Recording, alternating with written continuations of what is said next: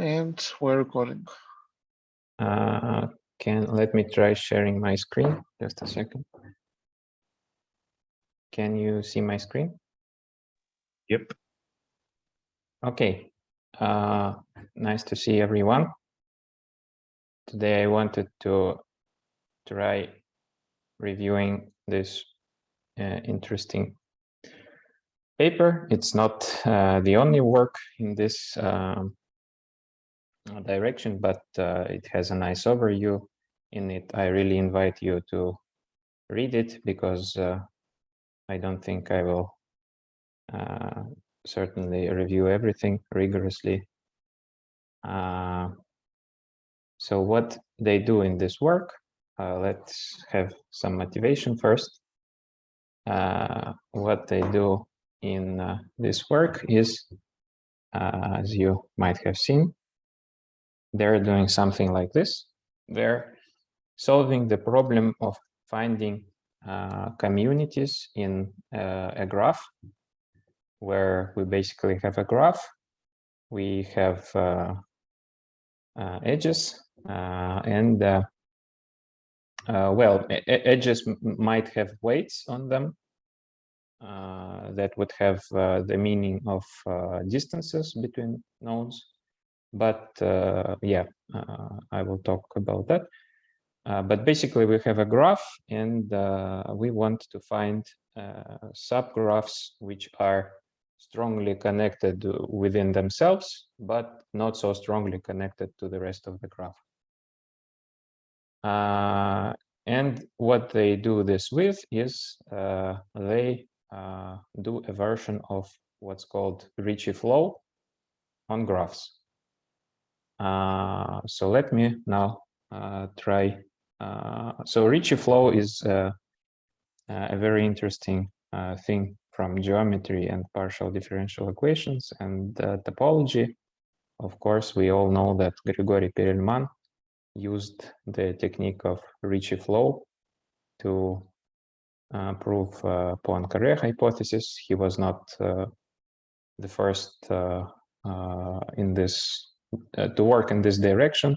There was a lot of work done by Richard Hamilton, American mathematician who laid the foundation for that, who introduced Ricci flow, as far as I know.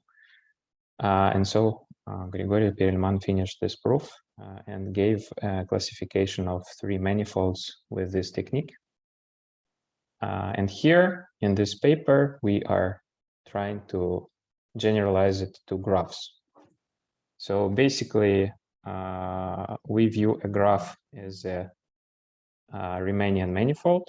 So if we have a manifold, it's basically a generalization of a surface, you can think of it. So it's something that is glued of balls of the same dimension. Okay, so as they say, definition of manifold is beyond the scope of this talk. So on a Riemannian manifold, it's called Riemannian because if you have 2 points, x and y, you can measure the distance between them, right? D between x and y. And you can also find the path that goes along the manifold from x to y, the shortest one, right, that has this length. It's called the geodesic. Sometimes it is not unique, and so on. So if we have such a thing, a Riemannian manifold, we can measure the curvature of it. So curvature is kind of a quantity that measures how something bends at a point, right? So for example, if here I have, this is just a curve in the plane. For example, here I have a non-zero curvature, but here my curve looks more like a straight line. It is close to its tangent, so here curvature is closer to 0, right? So for a one-dimensional curve, curvature is just a number. and everything is easy. But for a high dimensional manifold, it is not so easy, and you need to introduce such a thing that is called Ricci tensor. Okay, Rij. It's basically a tensor. It's basically just a collection of numbers, like a high dimensional matrix, right? So Ricci tensor, it measures the curvature in different directions, right? So if you open the definition of it, it is the following. So it is some collection of symmetric collection of second derivatives of another tensor, Gij. Gij is the metric tensor. Okay. So what is a metric tensor? If we have a point on a Riemannian manifold, if we go x, if we go to some point that is close to x, in the vicinity of this point, we have coordinates on the manifold. And so if we want to know the length of the path that takes us from x to the nearest point, this the length of this path, ds, it will be a quadratic form in, so let's say, so I have, this is x-axis, this is y, x1 axis, this is x2 axis, right?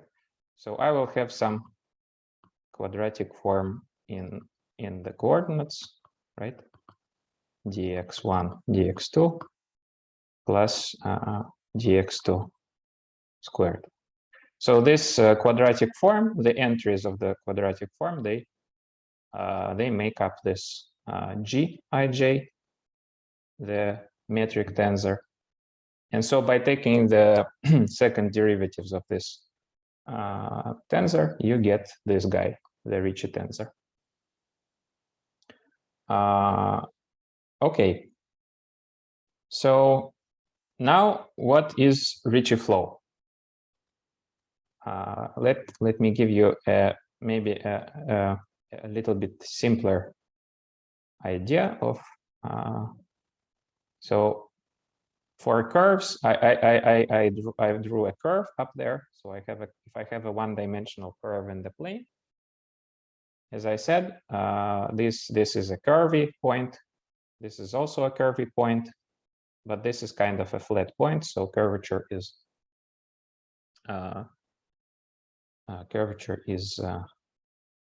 close to zero here, right?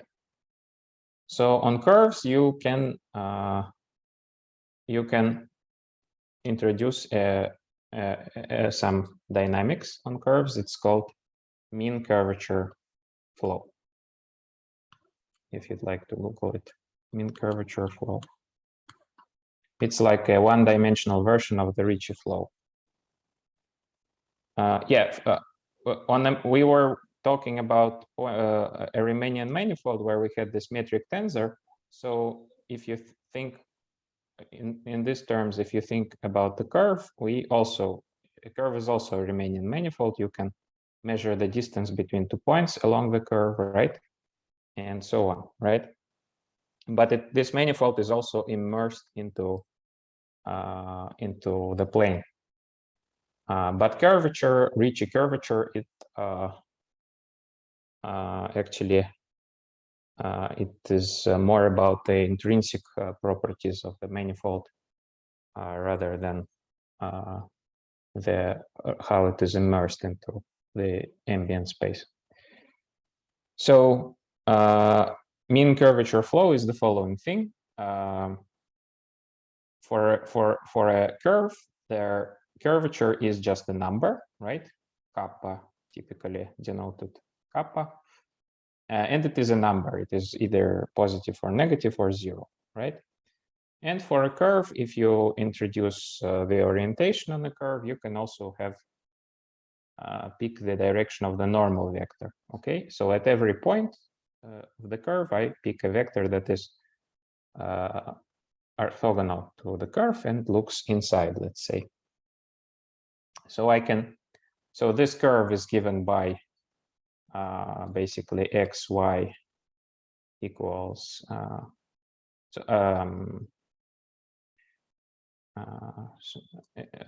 we can give a parametric equation of the curve, right? How x and y depend on t. Let me call this gamma of t, so it's a vector, right? And you can make a simple equation that would evolve the curve, that the derivative of gamma with time, okay? Oh, sorry. So this is the natural parameter along the curve, right? So let's say this is tau, but we will now introduce time, and our curve will evolve with time. So d gamma with respect to dt, it will be something like kappa times the normal. So at point x, right? So if we're at point x, our curve will evolve in a way, so it will move along the normal vector a little bit.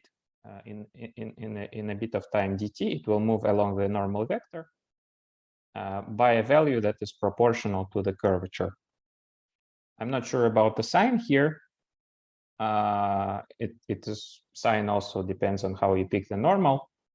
But if you do things right, then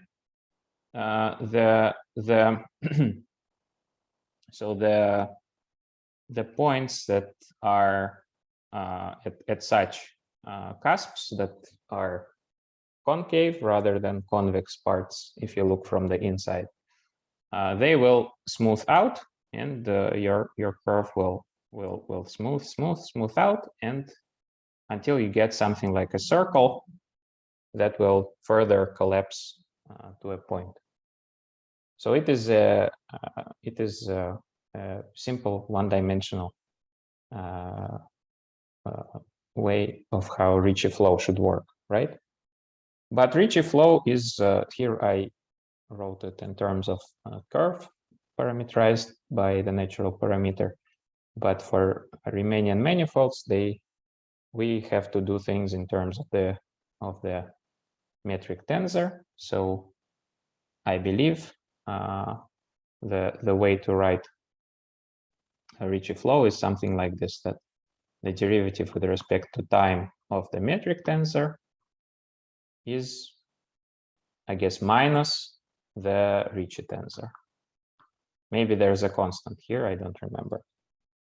And let's check. So if we have a positive curvature, so Gij, the metric tensor, tells us how quickly things get apart at a point, right? So if we have positive curvature, then my positive element of the Ricci tensor minus makes the metric tensor decrease. So things that have parts of the manifold that have positive curvature will be shrinking to points, and parts that have negative curvature will further expand and kind of blow up. Okay. Does it make sense so far? So this is exactly the idea of what will happen to a graph if we properly define this thing for a graph. So we now have edges. A graph is kind of like a discrete one-dimensional manifold. It is glued of edges. Edges have length, but at the beginning they initialize lengths to be 1. They are all the same, and the curvature is then defined by the neighborhoods of edges. Okay, so curvature is a number that is assigned to an edge, And yeah, as I said, edges that lie within communities, they would have positive curvature. Edges that interconnect the communities, they would have negative curvature. And when we start such a flow on a graph, what it will do, it will basically just update the values that are written on the edges, the weights, right? The curvatures, right? The curvatures will change.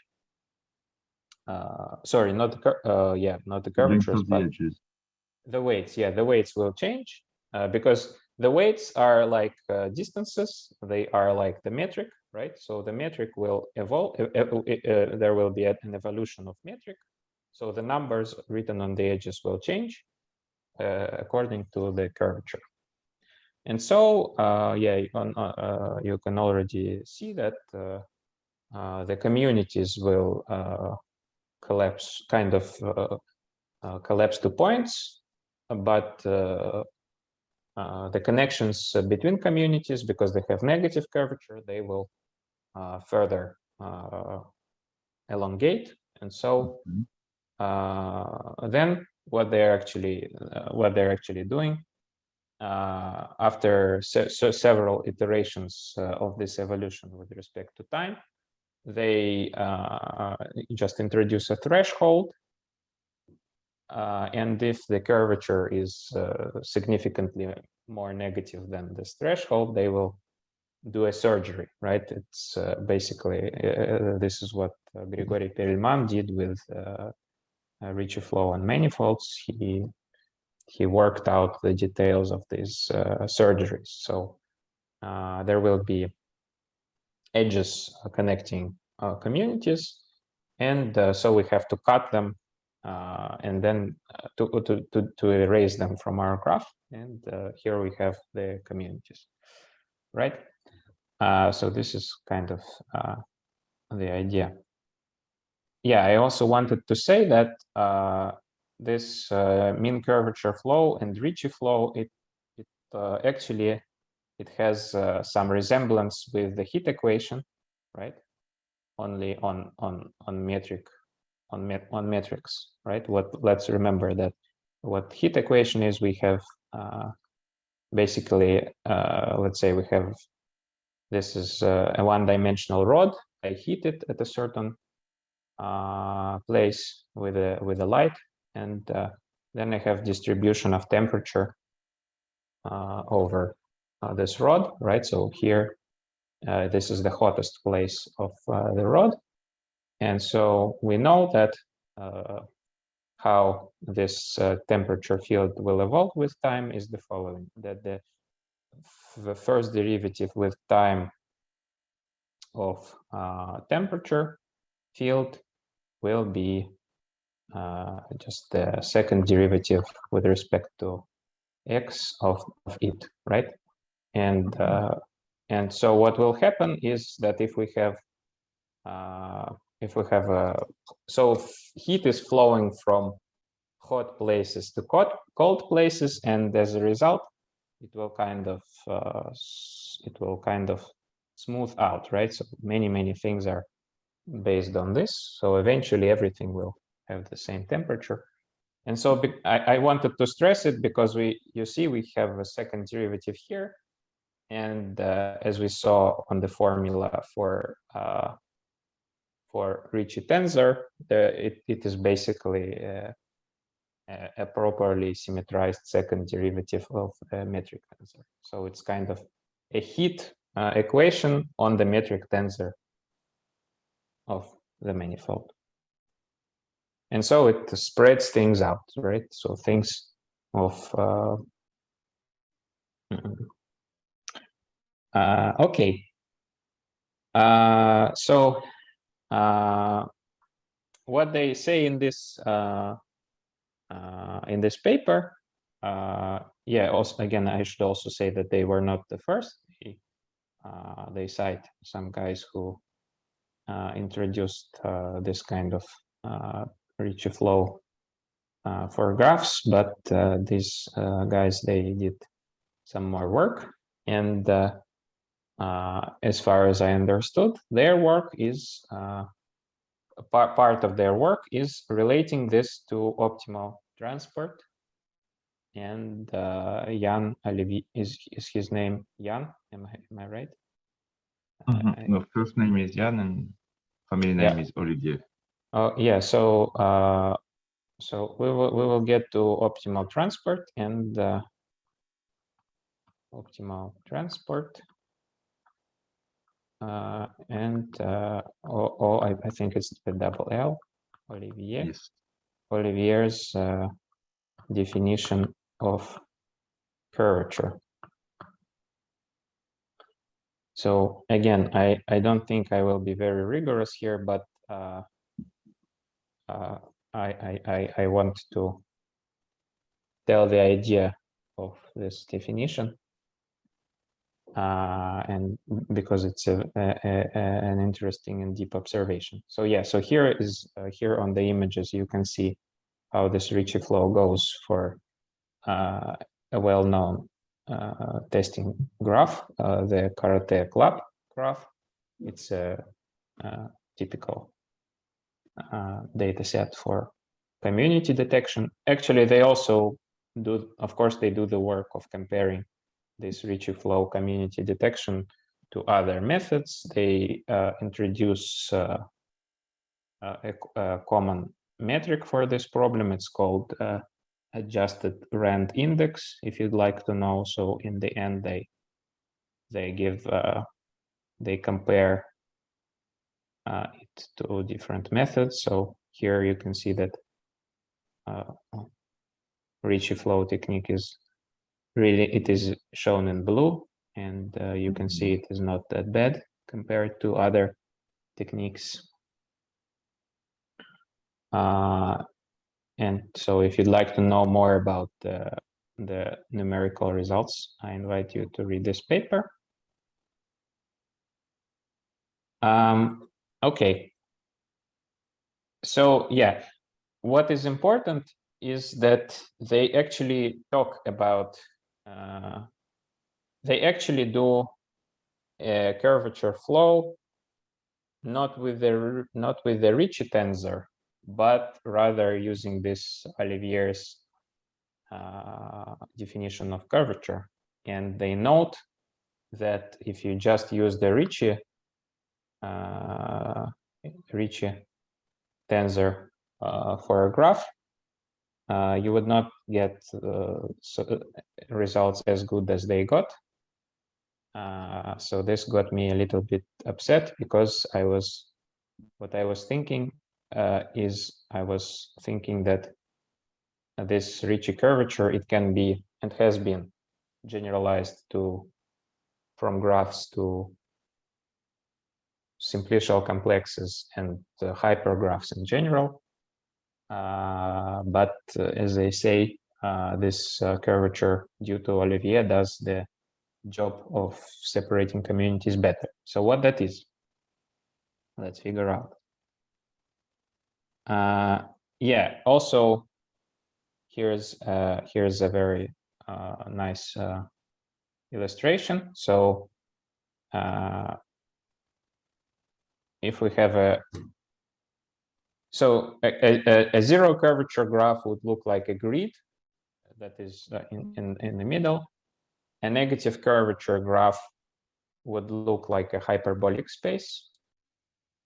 A negative curvature and hyperbolic is kind of the same. What a tree-like graph, if it looks a lot like a tree, it would look like a hyperbolic space. So it will have negative curvature. And this is a very widely used fact nowadays, because if you have hierarchy in a society or in something else, if you have a tree-like graph, you might want to embed it into hyperbolic space, and there's a lot of work in machine learning in this direction recently. And on the other side, if we have a positive curvature, a graph that is closer to to a complete graph is would tend to have positive curvature. So you again see that communities are closer to complete graphs. That's why they have positive curvature. That's why they are separated by the Ricci flow.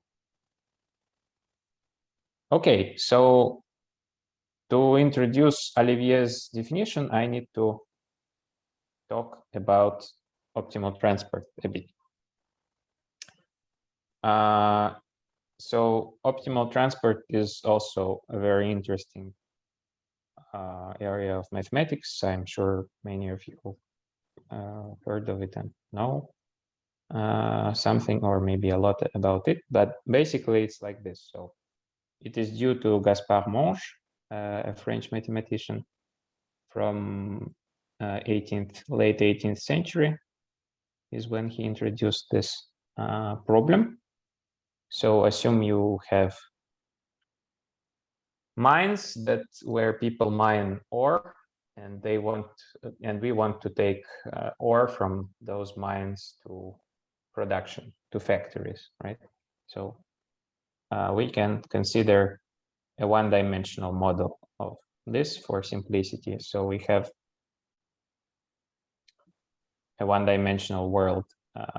Let's say we have a one-dimensional world X and the one-dimensional world Y. They might be the same world, essentially, right? And in this one-dimensional world X, we have, let's say we have an iron mine here and an iron mine here.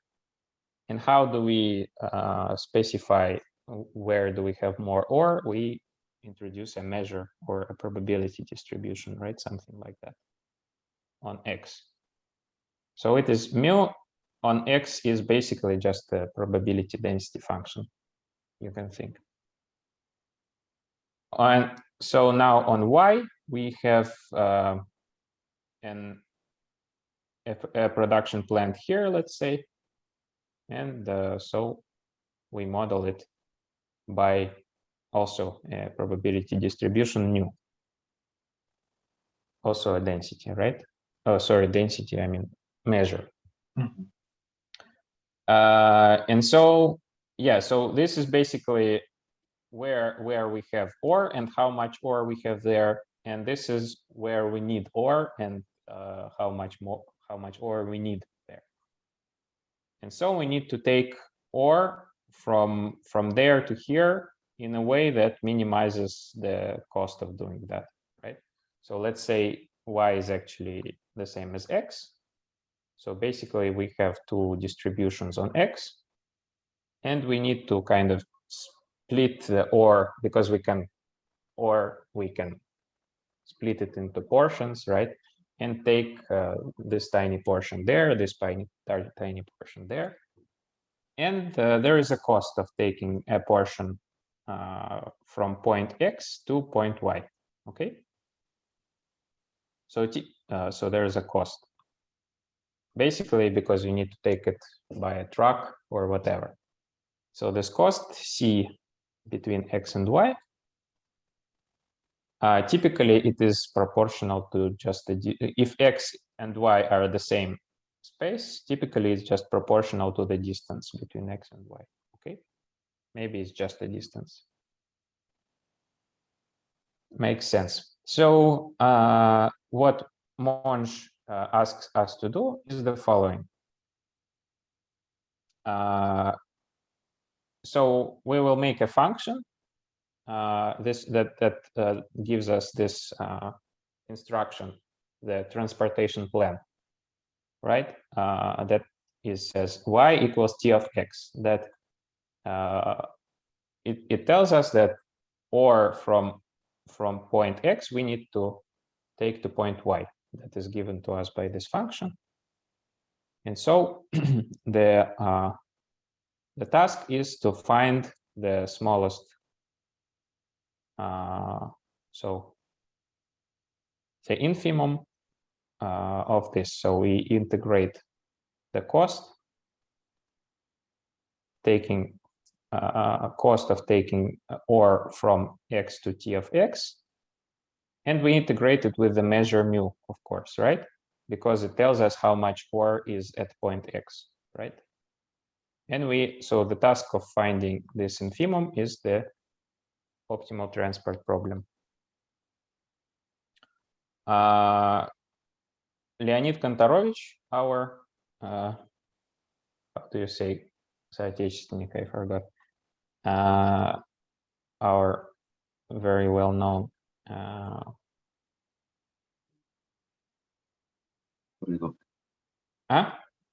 ancestor. Well,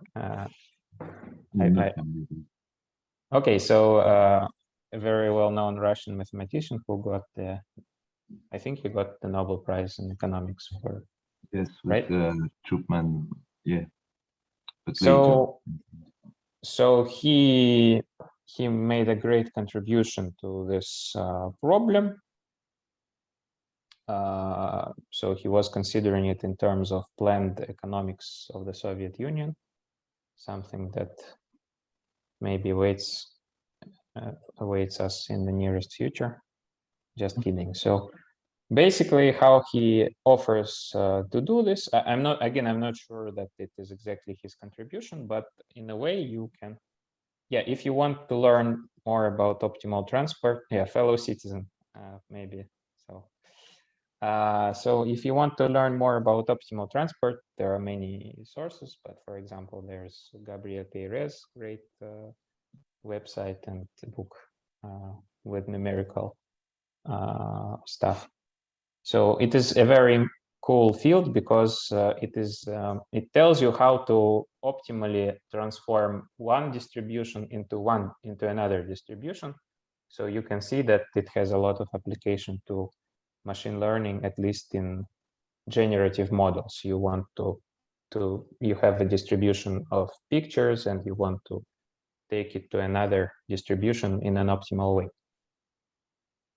So what Leonid Kantorovich proposed was the following. So again, this is X, this is Y.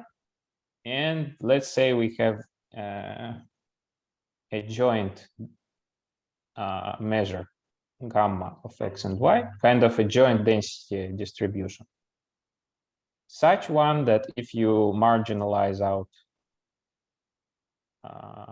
Y, you get exactly mu. And if you marginalize X, you get exactly nu, right? Mm-hmm. So yeah, so you want to do this. And now you are looking for this infimum in the space of all such joint probability distributions, kind of.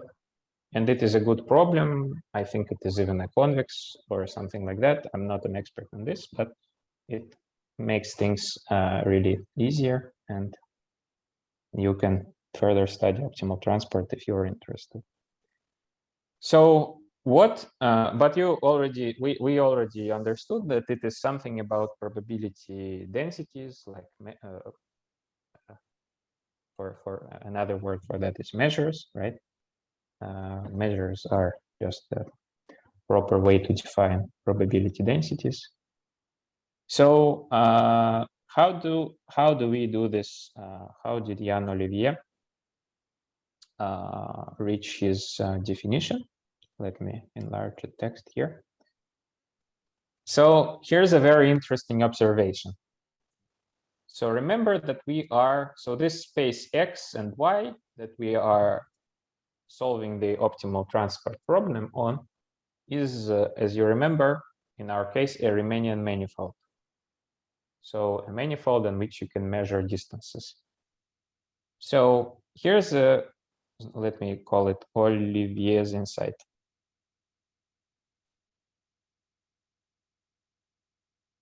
Because I think if you remember this, you will understand everything behind this paper. So let's say you have point X on the Riemannian manifold. And yeah, let us remember the following, that if we have a point on the Riemannian manifold and we consider a ball around it, then yeah, let's say it's a two-dimensional thing. If this space has a positive curvature, then it looks something like a cup on a sphere, right? So we have a sphere, and we have a ball around the point on a sphere. So if we go away from that point, there is not that much space around it, right? On a plane, there is just the situation is okay.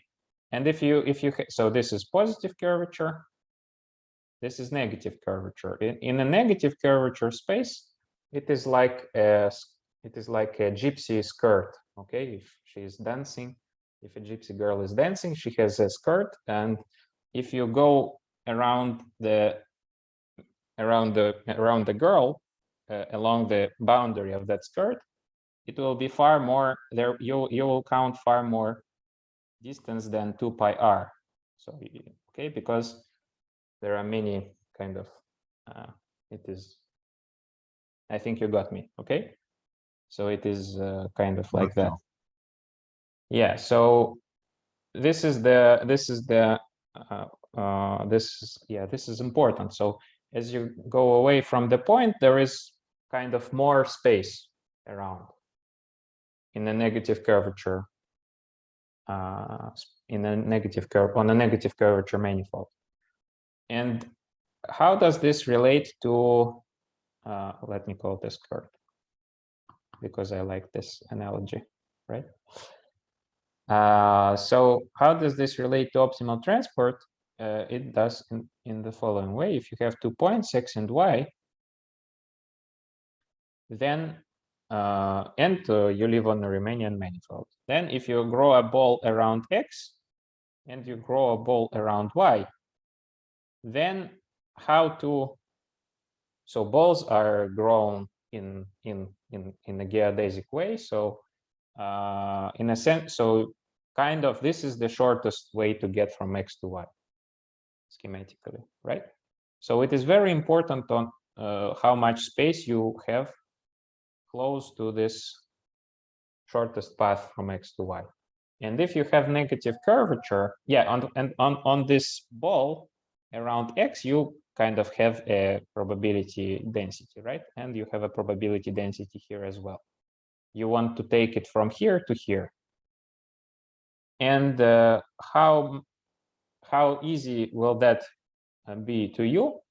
Depends on the curvature, because if you have a negatively curved space, you have a lot of space here, and a lot of measure is here. So it is already kind of on the way there, and you can take a lot of it easily.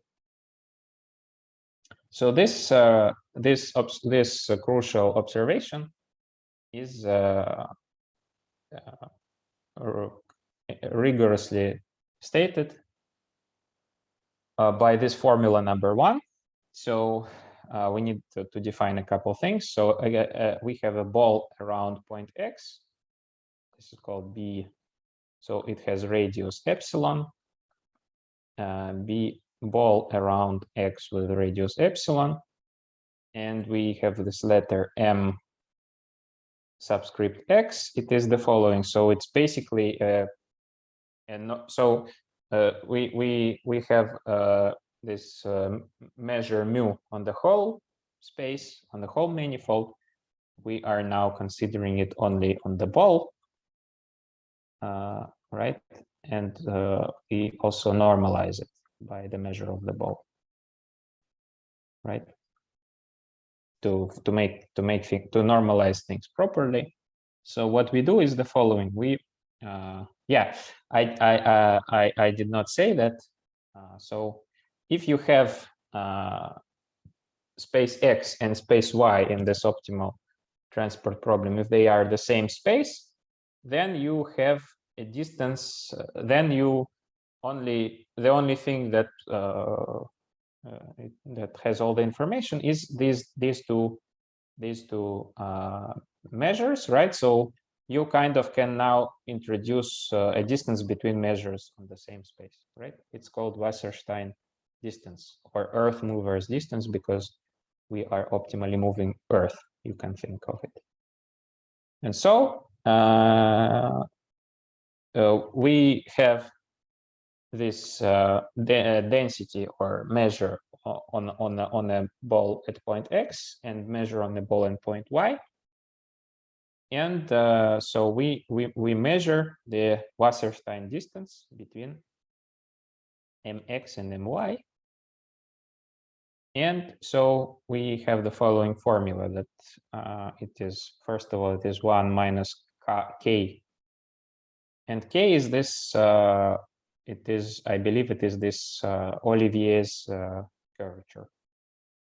So it is, so at mu x, we have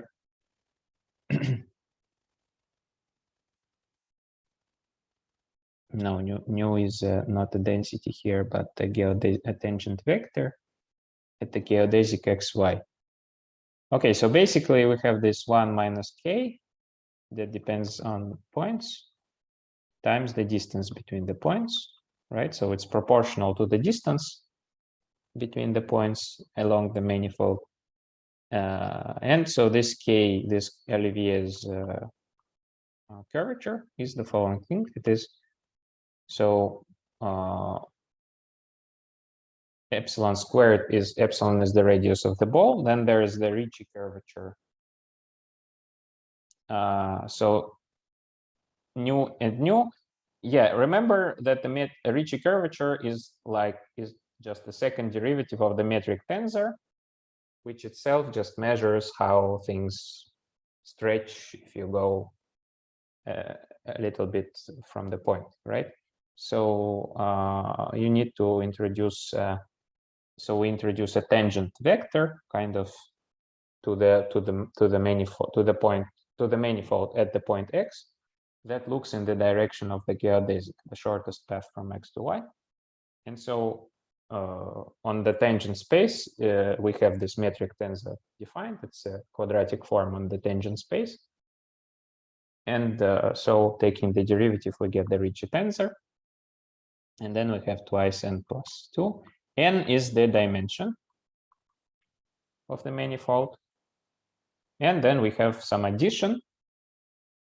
So it is O large of epsilon cube. So it's the next order of smallness of epsilon plus epsilon squared times the distance, right? So if because we already, so in this formula, we have k times distance, and k is this plus something that is the same order of epsilon, but there's also distance there. So if distance is small, then this term is smaller than this. So this is basically the main term. It relates to two probability distributions, two measures on 2 points, x and y on the manifold, right? And so by inverting this formula, we have Olivier's definition of curvature. So kappa between 2 points x, y due to Olivier is like this: 1 minus Wasserstein distance between mx and my divided by the distance of between the 2 points. So this is the main formula of this paper, kind of. Yeah, so here we also, it is assumed that the cost of moving Earth is just the distance between 2 points. Okay, and so they, as I said, they now use this formula to assign curvature to edges and to then evolve them with this Ricci flow that we're already familiar with, right? Okay. So it is important to say how they compute the curvature for the graph. So on a graph, we have now let's get to the graph. On a graph, we have nodes and edges that connect them. By the way, I was reading this other paper, Forman-Ricci curvature for hypergraphs, when I was thinking of how this can be generalized. And there's a very nice phrase that I liked, philosophical. It says, as the critical structure of a graph is, however, given by the set of its edges rather than by its vertices, we should systematically define quantities assigned to edges rather than to vertices. So basically, this is why we assign curvature not to edges, but not to nodes, not to vertices, but to edges, right? So and work in terms of edges, because the structure of the graph is rather given by the edges.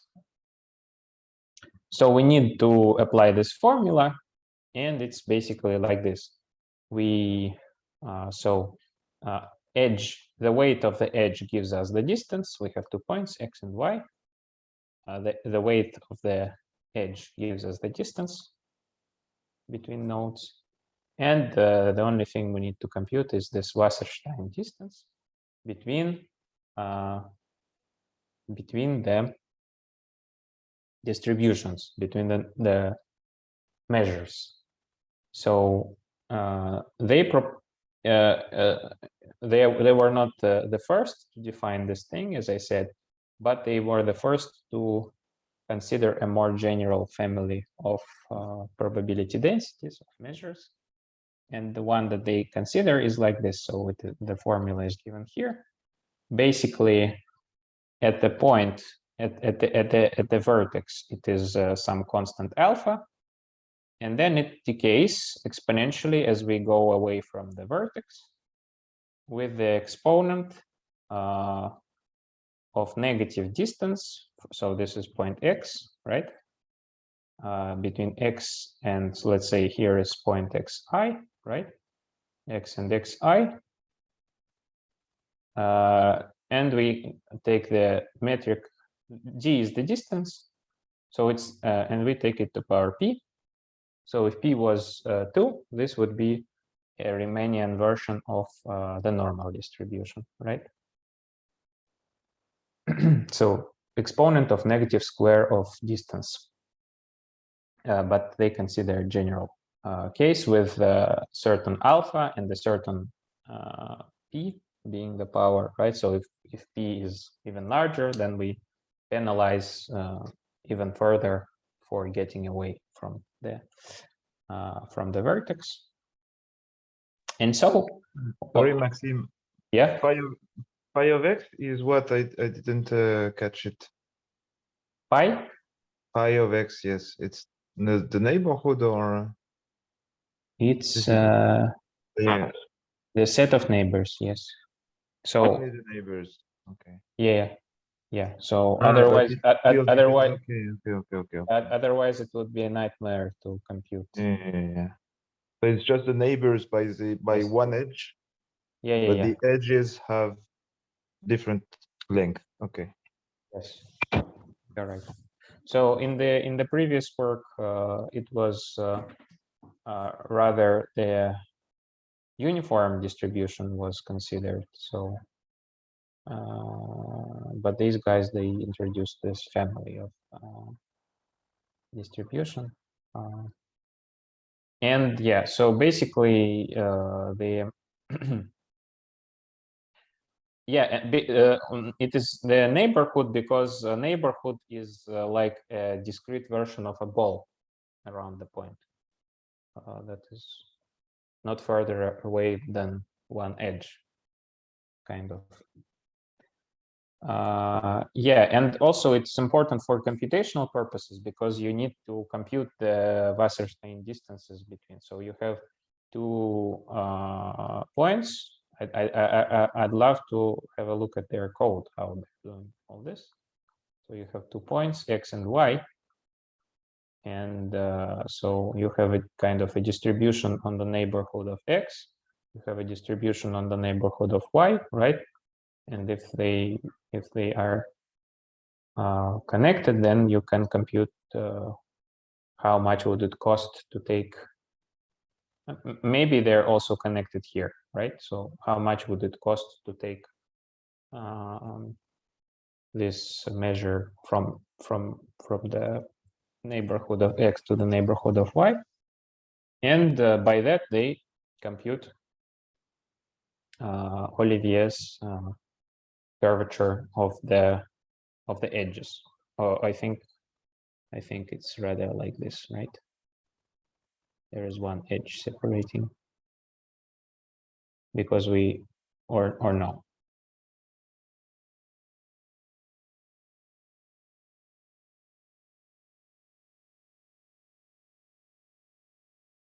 Okay, I'm not sure, but we can. I'm not sure about what. I'm not sure if it's so. No, but you can do this for any, right? So even if two vertices are far apart. Yes, this equation is done for, well, this problem is asked not just for the edges, but for any pair of vertices. Yeah, so it could be like that as well. It could be a long path or anything. Yeah, so yeah. But in the end, like it seems, basically you want a common bound for all curvatures, and it is reached on an edge. I think. Yeah, so it is like this, and then they just consider an iterative scheme discretization of this Ricci flow equation that tells you that the weight of the bar, sorry, not the bar, the weight of the edge, it evolves on the E plus first iteration with respect to time. It is given by this expression. Depends on the distance between the 2 points and between the 2 nodes and the curvature that they compute with this Wasserstein definition. So yeah, there are some theoretical results in the supplement, but I believe I don't have the supplement in this version of the paper. But we can also, you can have a look at their practical results. So this, even though I believe computing Wasserstein distances is kind of a tough problem computationally, this technique is good at finding communities in many different types of graphs. So now I wanted to maybe, I'm talking for an hour already. It won't take too much longer. I now wanted to just tell how I think this could be kind of generalized to higher dimensions, while keeping in our head this statement that was there, that actually taking just the Ricci curvature is not as good as taking this optimal transport curvature. I think it was somewhere in the beginning. Yeah, so it is easier and faster. Yeah, so besides, discrete Ricci curvature has also been defined on cell complexes proposed by Forman. This is exactly what the work that I was trying to read. It's called Forman-Ricci curvature. And it is, they're saying it is easier and faster to compute than Olivier-Ricci curvature because it's purely combinatorial. It doesn't do anything about, well, it can also, combinatorial, I mean, it does not know much about the metric, the lengths of the edges, but you can make it know about the metric, but it does not do anything about taking measures from one place to another. So it is easier and faster to compute, but it is less geometrical.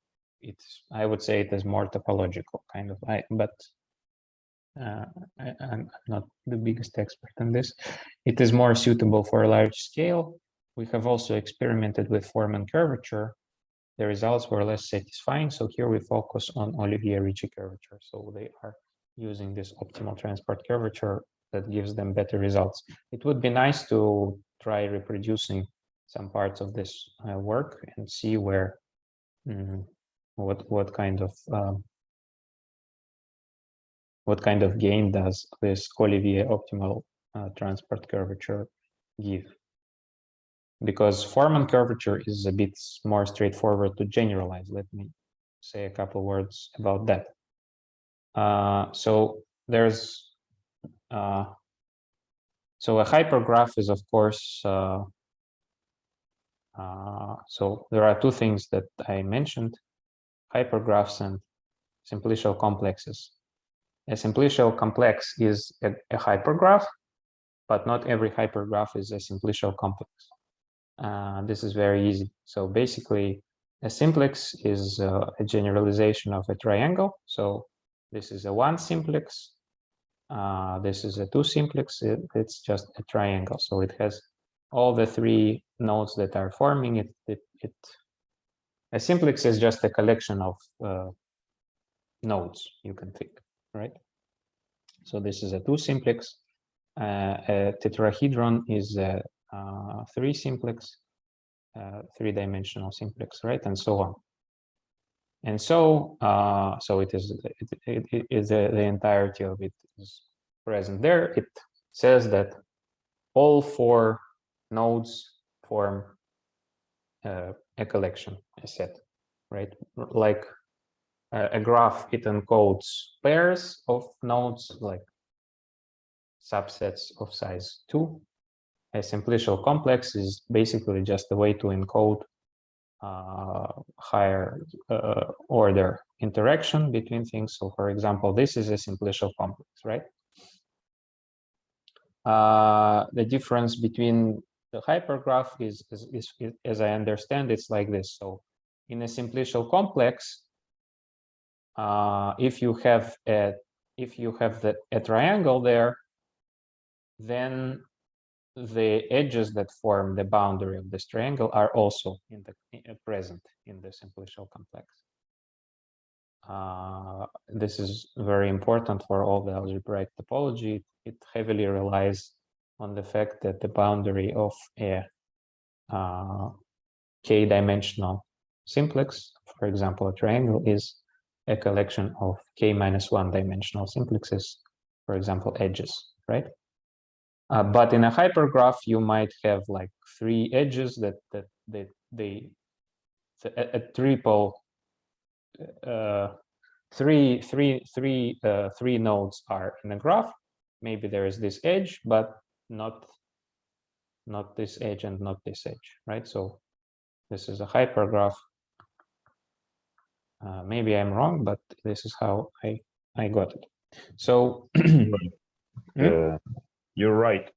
Simplexes have down monotonicity. Yeah. So exactly. So if you remove one node from a simplex, you will obtain these two nodes and the edge that connects them, right? So you are guaranteed that it will be there. So all the lower dimensional simplices are contained in the higher dimensional simplex. And so, but still, for a hypergraph, you can define this combinatorial curvature. And actually, this is a rather recent paper.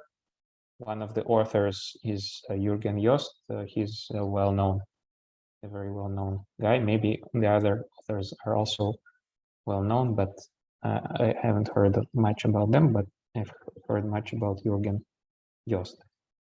So what's important is this paper is Forman, by Robin Forman. This is the paper where he, so what he did is he, before him, people knew how to introduce Ricci curvature for graphs as kind of one-dimensional discretizations of Riemannian manifolds, right? But here he generalized it to cell complexes. So an example of a cell complex is, for example, here, right? So a cell in topology is just something that is homeomorphic to a disk or a ball, if you will. So for example, here we have a collection of squares. Each square, you can continuously deform it into a one-dimensional circle, the entirety of it, right? So these are two-dimensional cells, and they are glued along edges that are one-dimensional cells, right? So a cell complex is a bit more general than a simplicial complex. A simplicial complex is a cell complex. It's just a certain case of it, right? So here, Forman does the following. He, first of all, we need to define. Whenever we write alpha is less than beta, let me give you an example. So for example, alpha is less than beta. So now we are in Forman's paper.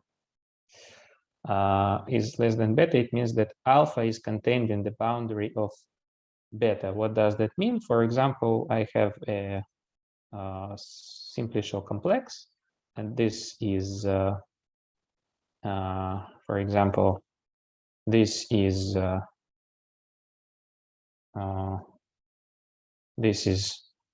beta. Then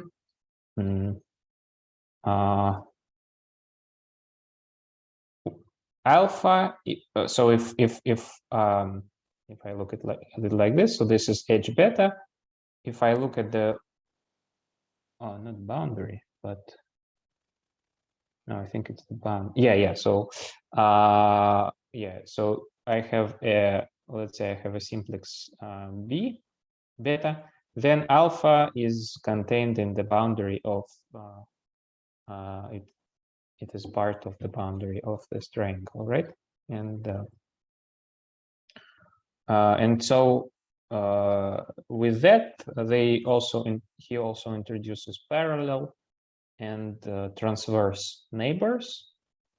So here, for example, let's have a look at the concrete example. We have edge E0. It has so its neighbors are such edges with which E0 shares a cell, right? A square. So they are all labeled. And so, for example, E2, E4, E6, and E8 are parallel neighbors. It means because they share a vertex, a common vertex with E0, but not a face, right? But if E3, E5, E7, and E1, they share both a face and the vertex with E0, right? So I will of course share the resources. I'm not done studying this Forman definition, but basically it's in the following way. So we can introduce curvature for cells that make up the cellular complex in terms of the numbers of their neighbors here. So we have a cell alpha. It is a P cell or cell of dimension P. Then its curvature, it tells us curvature is a local information. It tells us how much stuff is in the neighborhood of a cell, right?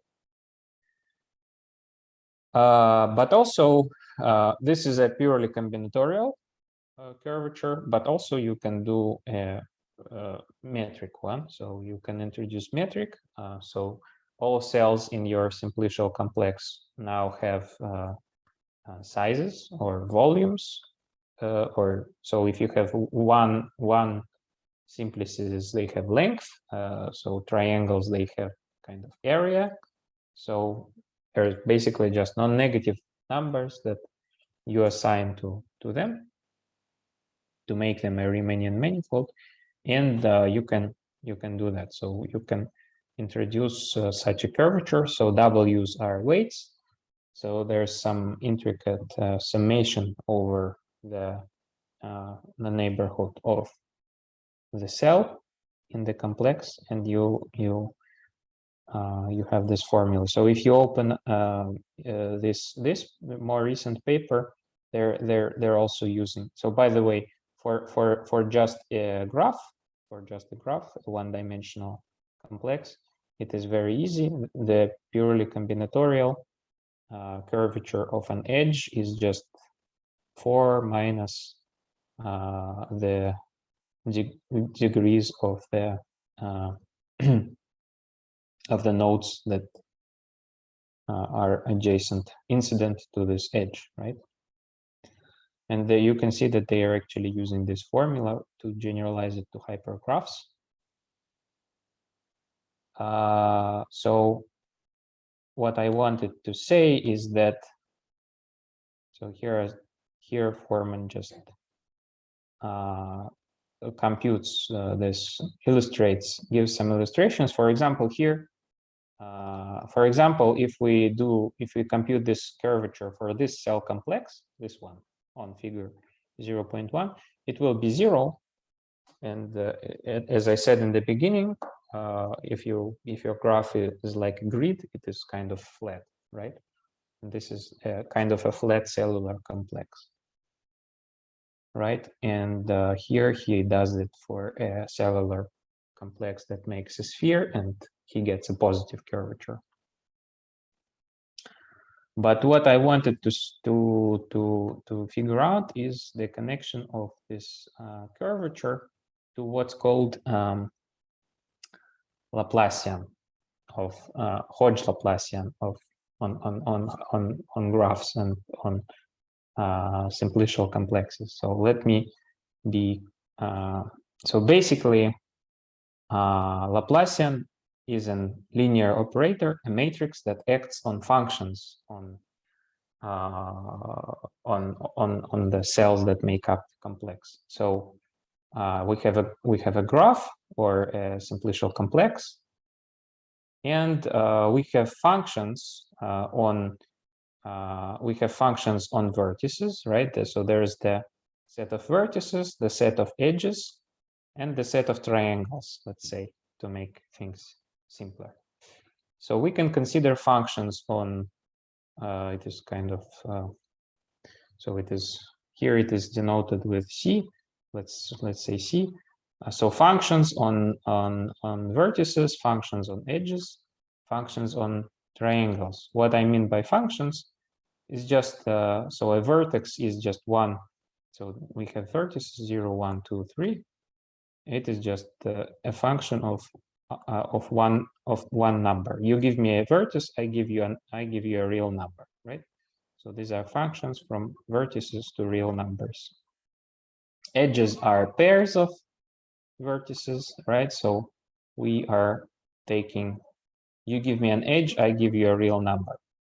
And in this whole Hodge theory, we typically consider antisymmetric functions. So if we permute, so if f of I and j would be minus f of j and I. So it is a natural way to introduce orientation to edges, and not only edges, but also simplices of higher order. And on a triangle, we also kind of, you give me a triple of nodes that form a triangle, and I give you a non-zero number on that, okay? So you can actually make an operator that takes you from, so you can collect the whole function on vertices, let's say, into one vector, right? F of 0, f of 1, and so on, right? And you can make a linear operator that takes you from functions on vertices to functions on edges. A linear because it will be a very simple, so it is called the co-boundary operator, T1, I believe, because one-dimensional simplices are edges. And so it just basically, it is a matrix that acts on functions on vertices that takes linear combinations of them, right? When you multiply it by a matrix. So you have the following picture. You have functions on vertices, functions on edges, functions on triangles, and there's a matrix that takes you from here to there.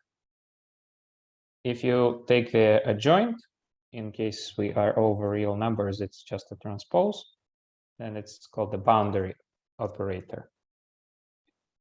Acts, instead of functions, it kind of acts on the edges and the vertices themselves. So if we have an edge, then the boundary of an edge is the two nodes that make it. If we have a triangle, then the boundary of this triangle is the three edges that make it, right? So it's the boundary operator is the adjoint of the co-boundary operator. And also you can make, from functions on edges, you can go to functions on triangles and backwards. And if you start in one place of this sequence of spaces of functions, so if you start here, if you first go away by acting with D, you get here, right? And then you can get back. In algebra, we are doing stuff from right to the left, right? You get back with D with a star. Let me make it the adjoint because it's more proper. Maybe you are over complex numbers or something. Okay, and so you can go to the right and back, there and back again, like Hobbit, right? And you can also go to the left and back to the right, right? So there are two options. If you add up these two linear operations, this is D1, let's say this is D2, D2 plus, so here you need to first go to the left and then go back to the right, D1. So this is the Hodge Laplacian number one. If you do this trick, let's say on triangles, again, from triangles, you can go to tetrahedra and back, and to edges and back. You will get the corresponding, this is called Laplacian, right? Hodge Laplacian. This is a, if you make a Laplacian for edges, it will be just what people in graph theory call the normal graph Laplacian. Just the graph Laplacian, okay? But this is a way to generalize Laplacian to higher dimensions. And actually, Laplacian is that operator that is in the heat equation there, right? So, so Hodge theory is something about these functions, and it turns out that this square with a p is the pth Hodge Laplacian of this complex.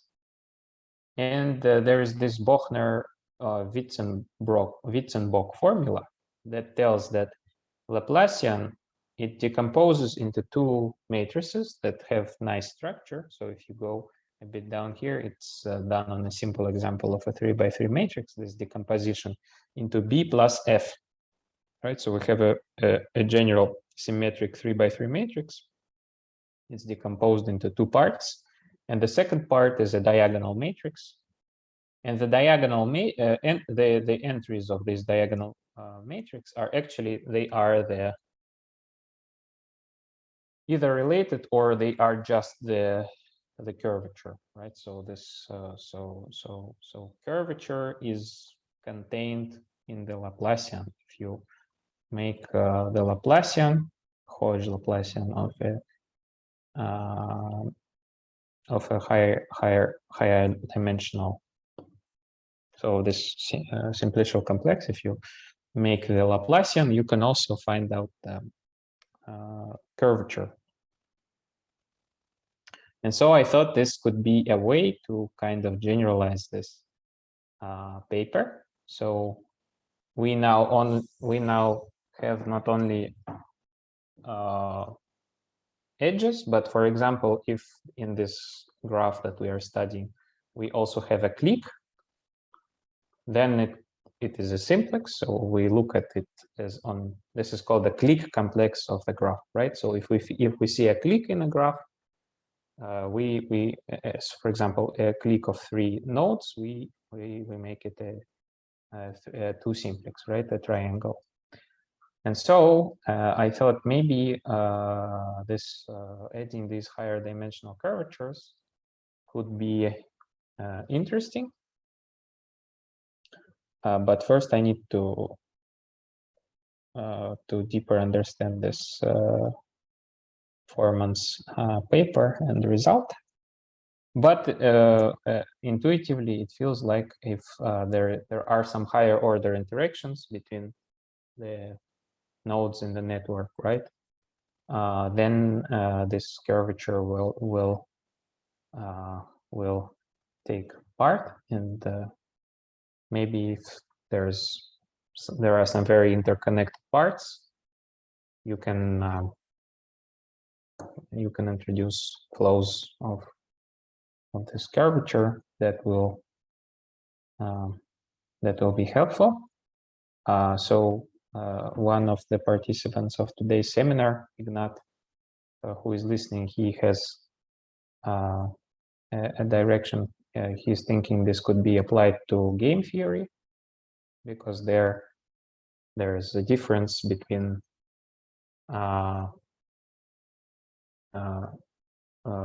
well, there are weak and strong Nash equilibria, and the difference is basically when in a game you have many players and a group of them cooperates rather than a pair of players cooperates, then it means something, right?